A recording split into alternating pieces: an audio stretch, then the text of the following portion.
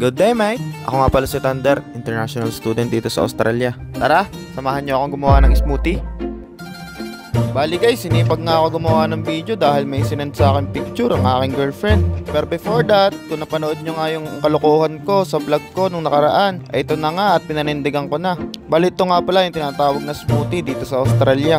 May chia seeds, apple, banana, full cream milk, at syempre may raspberry syrup. Bali ito nga lang pala ang kinakain ko for the past 5 days. Kinallenge kasi ako ng girlfriend ko na kapag daw nabawasan ng kilo ko, ay may sorpresa daw siya sa akin. Kaya nalagay ko na agad ang pangmalakasang saging, apple, at full cream milk. But the problem is, lobat pala ang ating mixer. Kagrabe, badi muna chinek Kaya ginamitan ko muna ng reverse editing. Kaya nakikita nyo sa video, kinuha ko ang saging ng pabalik. Tapos chinek ko ulit, talagang lobat.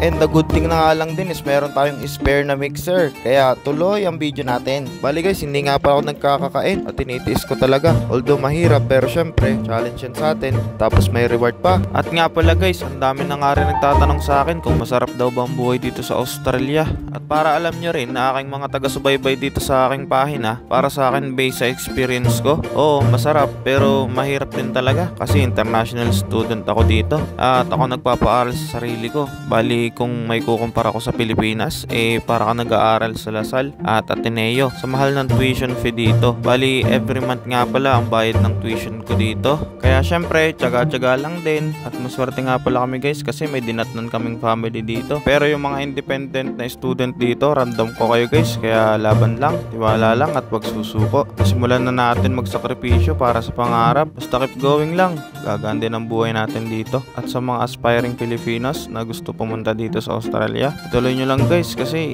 ako nangarap lang din dati at patuloy na lumalaban para mabago ang takbo ng buhay. At ang masasabi ko lang, malayo na ako pero malayo pa talaga sa gusto kong maabot. Bali ito pa lang ang simula ng journey ko dito sa Australia at alam kong marami pang mga gandang plano sa akin si Lord. Kaya titiising ko para sa mga pangarap ko. Tapos mekos na natin tong smoothie ko guys kasi para mainom ko na. At ang na-observe ko nga dito sa smoothie guys ay nakakabusog agad siya kasi yun palang chia seeds nag-expand sa loob ng tiyan natin. Kaya mabubusog ka din talaga agad. Tapos nga guys, dahil nga nabawasan ng timbang ko from 75 kilos, ngayon ay 72 na lang para sa 5 araw kong pagtitiis na hindi kumain ng rice. Akala mo kinaya ko pala. Tapos ito na nga, reward sa akin ng girlfriend ko. Binilan niya raw ako ng sapatos pero hindi niya pinakita kung anong klase ito.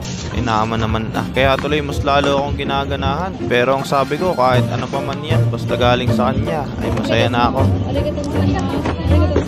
Kaya hanggang dito na lang guys at patuloy ako magpapasalamat sa mga blessings sa buhay at sa mga viewers, likers, and comments nyo guys. Syempre, alam nyo na, appreciated kayong lahat. And God bless sa ating lahat. And see you on my next daily vlog. Thanks mate. Bye bye.